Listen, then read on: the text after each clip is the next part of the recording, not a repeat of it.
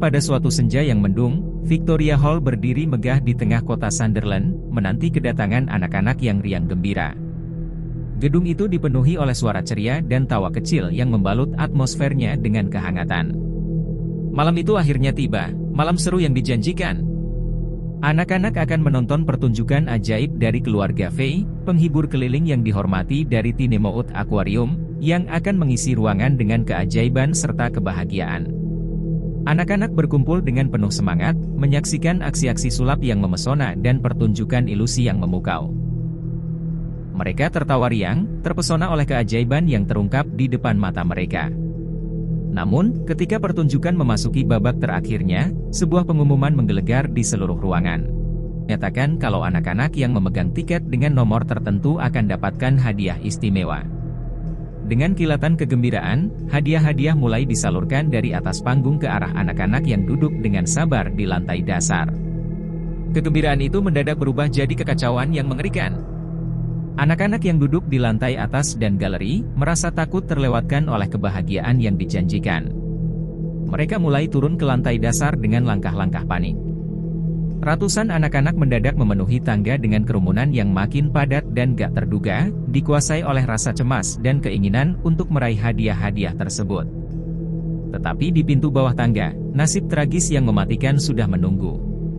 Pintu yang terbuka ke dalam, digembok rapat oleh manajemen, hanya meninggalkan celah sempit yang cukup untuk satu anak melewatinya pada satu waktu. Namun, keadaan berubah jadi mimpi buruk saat anak-anak berjuang untuk melewati celah pintu yang sangat sempit itu. Terperangkap di antara dorongan yang tak terbendung, anak-anak mulai tercekik oleh beratnya beban dari belakang. Teriakan putus asa terdengar di seluruh ruangan dan suasana kegembiraan berubah menjadi kepanikan yang mematikan. Di tengah kerumunan yang tak terkendali, seorang penjaga bernama Frederick Graham berusaha keras menyelamatkan mereka yang terjebak dalam belitan serta kekacauan itu. Sayang, upayanya sia-sia dan ia terpaksa melarikan diri mencari pertolongan. Di tengah kekacauan yang menyelimuti ruangan, sebuah tangan gagah berani meraih gagang pintu dengan penuh keputusan. Dengan satu pukulan keras, pintu itu terbuka, mengungkapkan pemandangan yang mengerikan di baliknya, anak-anak tercekik, tertindih, dan terperangkap dalam jeratan maut. Tragedi yang mengguncangkan itu tak hanya merenggut nyawa 183 anak yang masih berumur antara 3 hingga 14 tahun, tapi juga mencabik hati orang tua serta masyarakat yang terpukul oleh duka yang mendalam.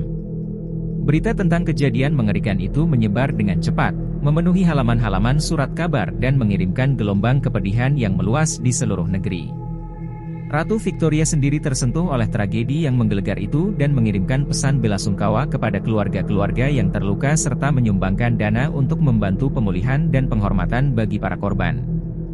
Dalam setiap kenangan malam mengerikan itu, patung marmer seorang ibu yang berduka yang digenggamnya tubuh kecil anaknya yang telah tiada tetap berdiri kokoh di Mowbray Park sebagai pengingat akan harga yang mahal dari kehidupan yang hilang dalam tragedi maut itu.